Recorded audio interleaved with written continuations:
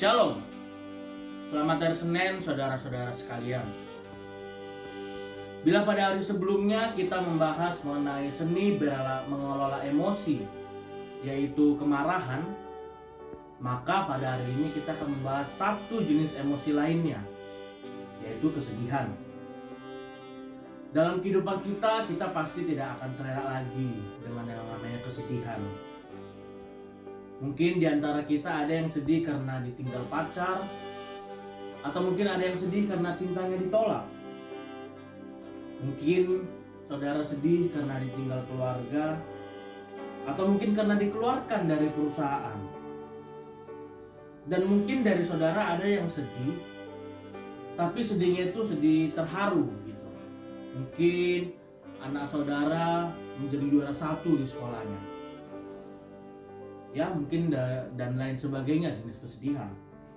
Namun tentu pada hari ini kita akan membahas kesedihan yang terasa seperti ada yang kurang dalam hidup kita. Mungkin kita mengalami kekecewaan hidup, kecewa terhadap orang lain, difitnah oleh orang lain, dikucilkan. Bahkan mungkin saudara atau saya sendiri pun sedih karena kasus COVID terus bertambah. Bahkan mungkin karena meninggal oleh orang tercinta kita. Nah saudara, apa yang dapat kita refleksikan dari kesedihan itu? Bahwa Tuhan tidak akan memberikan cobaan yang melebihi batas kemampuan umatnya. Lalu banyak pertanyaan muncul, lalu apakah Tuhan itu sengaja memberikan cobaan kepada kita? Oh tidak saudara, bukan itu yang Tuhan inginkan. Kita boleh saja kecewa terhadap perilaku orang lain kepada kita. Kita boleh saja putus asa, mungkin karena gagal masuk universitas dan lain sebagainya. Namun biarlah itu terjadi hanya sementara saja. Setelah itu mari kita kembali kepada Tuhan. Kita kembali kepada firman Tuhan. Mazmur 31 ayat 24 berkata, "Kuatkanlah dan teguhkanlah hatimu, hai semua orang yang berharap kepada Tuhan." Di balik kesedihan tersebut masih banyak yang dapat kita harapkan kepada Tuhan.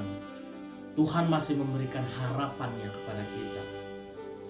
Bahkan hingga di masa pandemi COVID-19 saat ini, kita masih tentunya dapat mensyukuri apa saja yang sudah kita dapat dari Tuhan, meski dilanda kesedihan.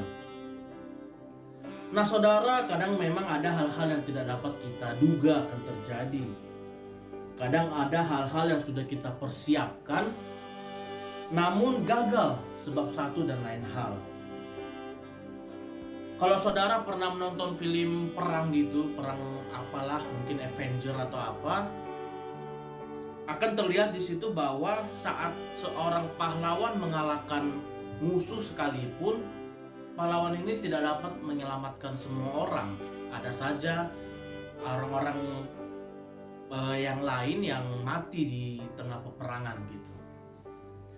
Nah, kadang kebaikan yang kita lakukan memang menjadi beban bagi orang lain, menyebabkan ia menjadi sedih akan perbuatan kita.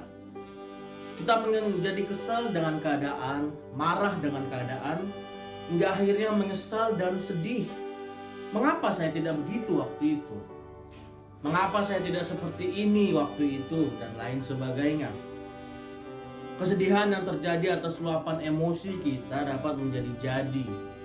Apa yang kita lakukan dapat kita katakan sebagai salah orang lain, padahal kita sendiri yang melakukannya. Nah saudara, jika kita jatuh ya tinggal bangkit lagi. Namun jika kita menyerah, maka seluruhnya akan sirna. Mari saudara, jangan menganggap bahwa pandemi COVID-19 saat ini merupakan hukuman Allah atas kita karena selalu melupakan Tuhan. Tapi marilah menganggap bahwa pandemi ini merupakan kesempatan bagi kita untuk kembali lagi ke jalan yang benar. Percayalah saudara, bahwa kesedihan dan air mata kita saat ini akan dihapuskan oleh Tuhan di masa yang mendatang. Kesedihan atas cobaan hidup yang kita terima ini bukan menjadi melemahkan kita, tapi justru menjadi menguatkan kita. Semakin kita melepas kendali, maka semakin besar Yesus mengambil alih kendali. Tetap tegar menjalani hidup meski dilanda kesedihan. Sedih itu normal, sebab jika misalnya kita ditinggal oleh saudara kita tapi kita tidak sedih, maka kita tidak memiliki perasaan. Sebab itu mari kita lanjutkan hidup. Percayalah saudara, bahwa yang hilang akan digantikan, yang diambil akan dikembalikan, bahkan yang sakit akan dipulihkan. Mazmur 126 ayat 5-6 berkata, orang-orang yang menabur dengan mencucurkan air mata akan menuai dengan sorak-sorai. Orang yang berjalan maju dengan menangis sambil menabur benih, pasti pulang dengan sorak-sorai sambil membawa berkas-berkasnya. Bersukacitalah senantiasa. Amin.